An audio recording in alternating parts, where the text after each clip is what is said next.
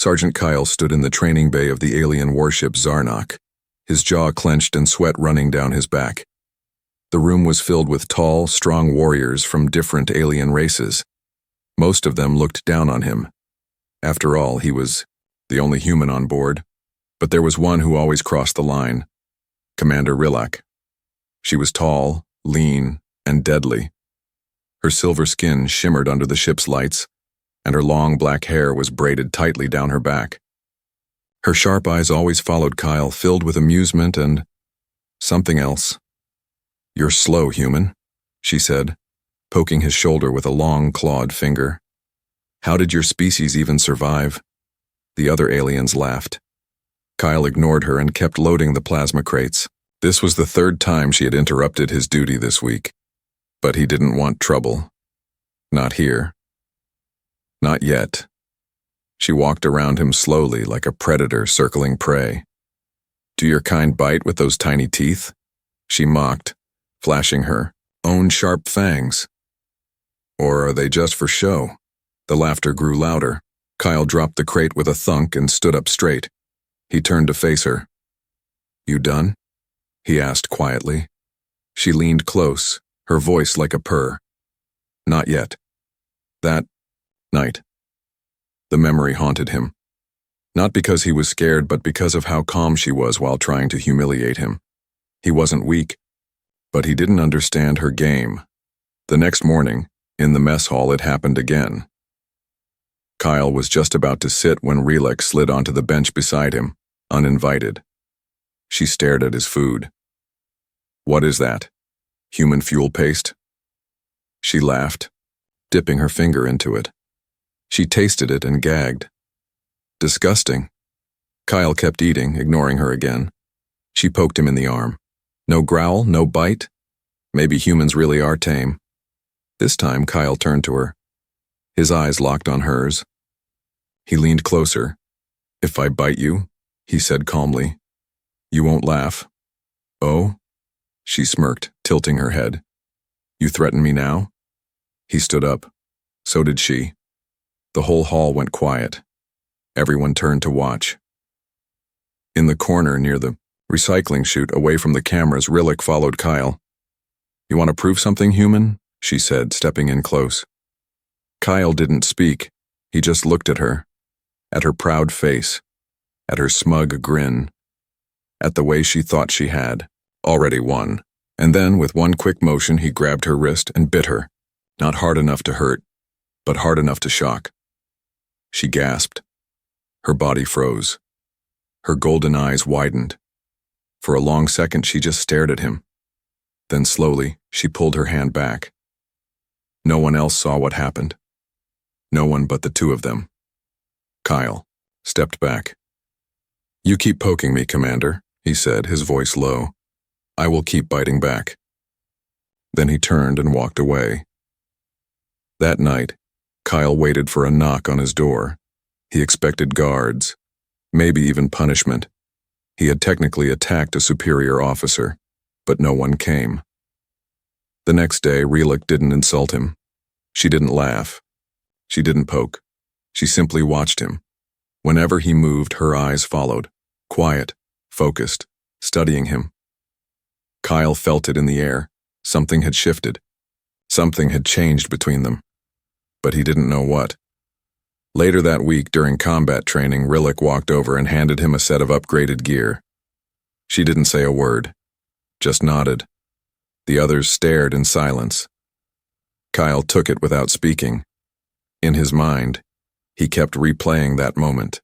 The bite, her eyes, her stillness. Was it dominance? Was it a mistake? Or had he just started something bigger? One thing was certain now. Commander Relak didn't see him as weak anymore, and the rest of the crew had noticed. Commander Relak didn't speak for 3 whole days. That was the first shock. Everyone aboard the Zarnak was used to her voice, sharp, commanding, mocking. But now it was gone. She walked the halls silently, no insults, no jokes, no poking, and wherever Kyle went, she was there. Not close, not far, always watching.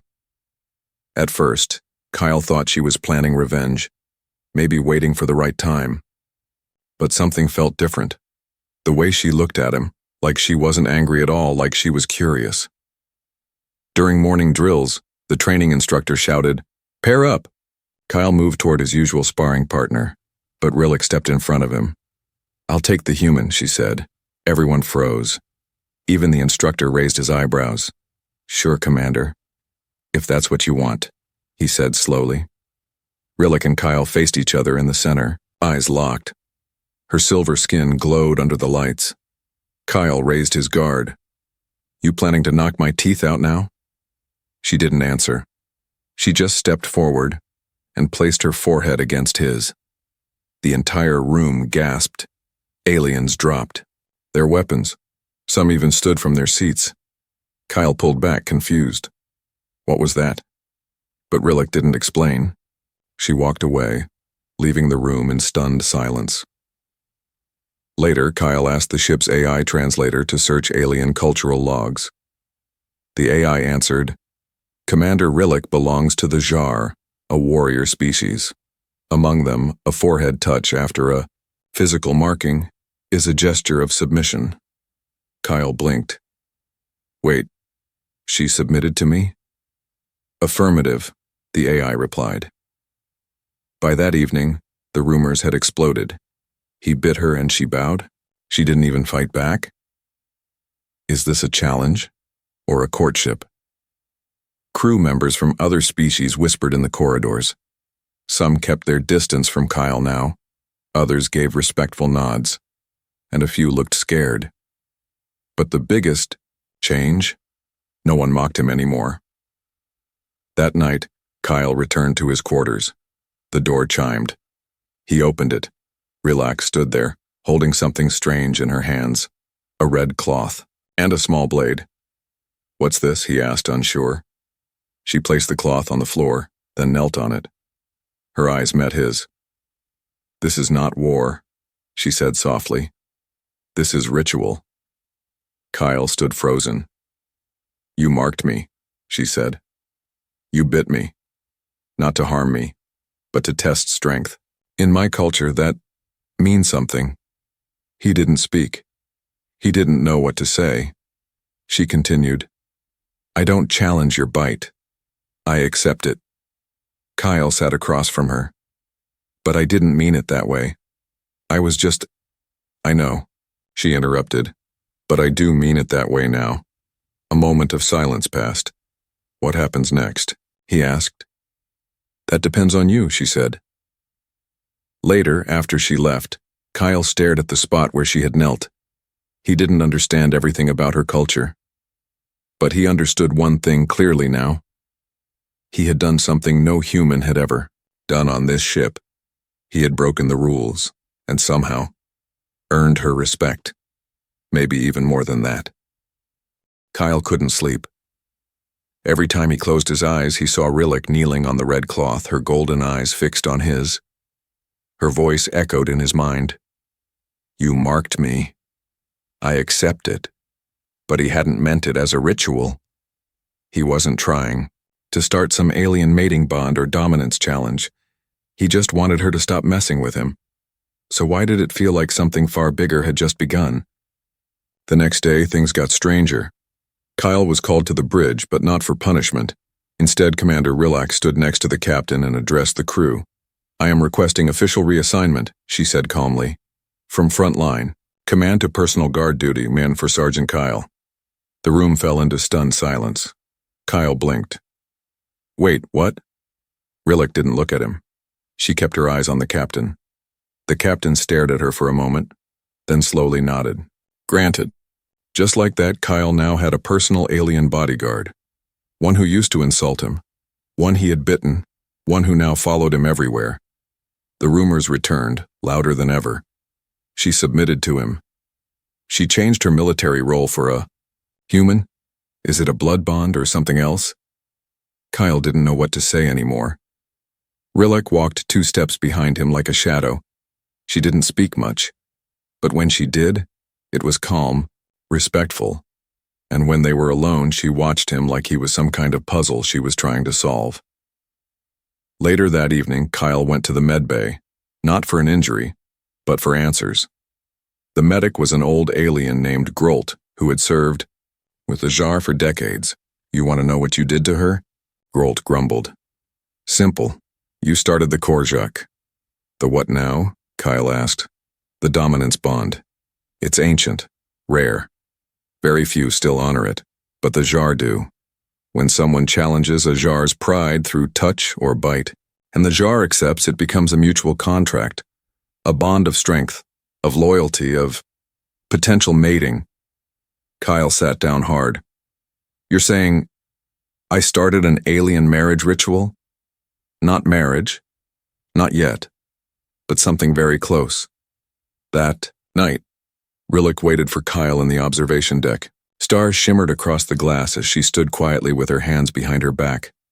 I know what you learned, she said before he could speak. You could have warned me. You weren't ready to understand. Are you my bodyguard now or something else?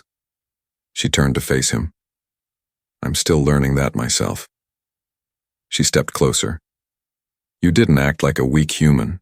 You didn't whine. You didn't report me. You didn't run. You bit me. You made a claim, whether you knew it or not. Kyle swallowed hard. And now I wait. For what? For the moment you choose. Later, Kyle returned to his quarters. His heart pounded in his chest. This wasn't just about pride anymore. This wasn't just about showing aliens that humans weren't weak. This was something else. He didn't know what choice he'd make yet. But he knew one thing. Commander Rillick wasn't just testing him anymore. She was offering something ancient, something dangerous, something real. The ship's library smelled like dust and silence. Kyle had never spent much time there. Before. Most humans didn't even have access to alien cultural files. But after what happened with Rillick, the ship's AI gave him a special passcode, authorized by her. He typed her species, Jar. Thousands of results appeared. History, battles, customs, mating rituals. One file blinked red. Jar Soul Bond Protocol, restricted to interspecies diplomats. Kyle opened it. The first sentence made his breath catch. A bite accepted by a Jar female without challenge initiates the Korjak, a bond of honor, instinct, and potential lifelong claim, especially rare if initiated by a non-Jar male. He kept reading.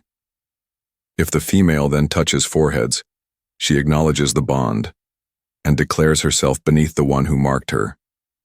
This is not weakness.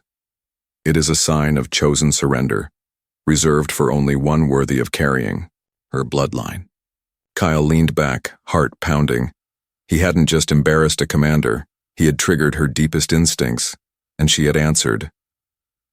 Elsewhere on the ship, Rillick stood inside the Jar meditation chamber. The walls were covered in dark, glowing patterns that moved like liquid ink. She knelt before an ancient emblem, a fang pierced through a sun. Her thoughts raced. He doesn't even know what he's done. Yet, I submitted, her people would call her weak, reckless. Some might even try to challenge Kyle to break the bond. And yet, she didn't regret it. Because when he bit her, he didn't do it out of dominance. He did it to defend his pride, to show he was not a pet, not prey. That made it real. That made it pure. Back in his quarters, Kyle barely slept. He was starting to feel the bond too, though not like hers. It wasn't instinct for him. It was something else. Something emotional. Every time he saw her, his chest tightened. Her silence, her power, her gaze. It all made him feel like he was being pulled towards something bigger than himself, and deeper down. He didn't mind it. The next morning, everything changed. An emergency meeting was called in the war room. The Jar High Priestess had arrived on the Zarnak. No one saw her coming. No one invited her. She simply appeared. She was ancient. Her skin, dull silver, eyes pale white, wearing ceremonial armor carved with symbols. She spoke only once. I've come to test the bond. Rillick dropped to one knee instantly. Kyle looked around confused. What test? The priestess walked slowly to him. You bit one of ours, Terran. She accepted. This is not a joke. It is not a flirtation. It is sacred. And sacred things must be proven. Kyle stood tall. What do I have to do? She smiled slowly. You must survive the trial of fire. Later that evening, Rillick appeared at his door. She didn't speak. She simply placed her hand on his chest and looked into his eyes. I didn't call for this, she whispered. If I could take the trial in your place, I would. Kyle shook his head. I didn't back down when you poked me. I'm not backing down now. She closed her eyes and rested her forehead against his. No words, no pride, only breath, only silence, only the bond. The trial of fire would take place in the ancient chamber, deep within the warship. A room only opened once every few years. Only for blood. Only for truth. Kyle didn't know what waited for him inside, but he knew one thing. He wasn't just walking into a trial. He was stepping into the deepest part of her world. And if he passed, he wouldn't just earn her respect, he would earn her soul. The trial of fire wasn't fire in the human sense. It wasn't a flame, it was pressure, heat, darkness, fear, and one enemy, chosen by the priestess. Kyle stood shirtless in the ritual chamber, surrounded by Jar warriors in black armor. The walls shimmered with strange symbols that pulsed with heat as if alive. He wasn't allowed armor, no weapons, only instinct. In front of him the floor opened. From the shadows below something climbed out. Not a beast, not a machine. A Jar male, twice Kyle's size, skin armored like stone, eyes burning with challenge. This is Korth, the priestess said. He was born for war. If your bond with the female is false, he will destroy you. If your will is strong and your instincts true, he may kneel. Kyle didn't flinch. Rillick stood behind the gate. She wasn't allowed inside, but her eyes never left him. She didn't look afraid. She looked like she was waiting to see what he truly was. Korth roared and charged. Kyle barely rolled aside. A massive fist slammed into the stone, cracking it. Kyle knew he couldn't match Korth's strength. He didn't need to. He just had to survive, to outlast, to prove he wouldn't run. Korth lunged again. Kyle slipped under, grabbed his arm, and bit. Hard. The crowd gasped. The priestess narrowed her eyes. Kyle didn't care. He was done playing by alien rules. If biting was how Jar showed dominance, then he'd bite his way to the top. Korth bellowed and threw him across the floor. Kyle hit the wall hard, blood dripping from his lip. Still he stood. He raised his chin, and he smiled. Come on, big guy. Round 2. The second charge came with fury, but Kyle ducked low, rolled again, and this time he kicked Korth's knee. Not to drop him, just enough to slow him.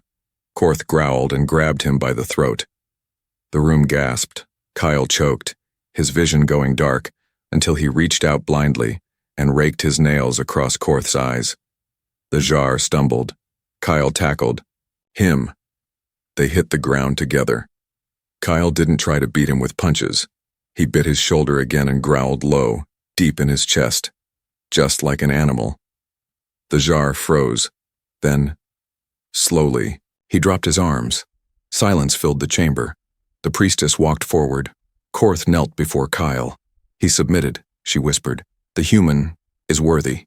Cheers erupted from the crowd, but Kyle didn't hear them. He looked only at Rillick. She was no longer behind the gate.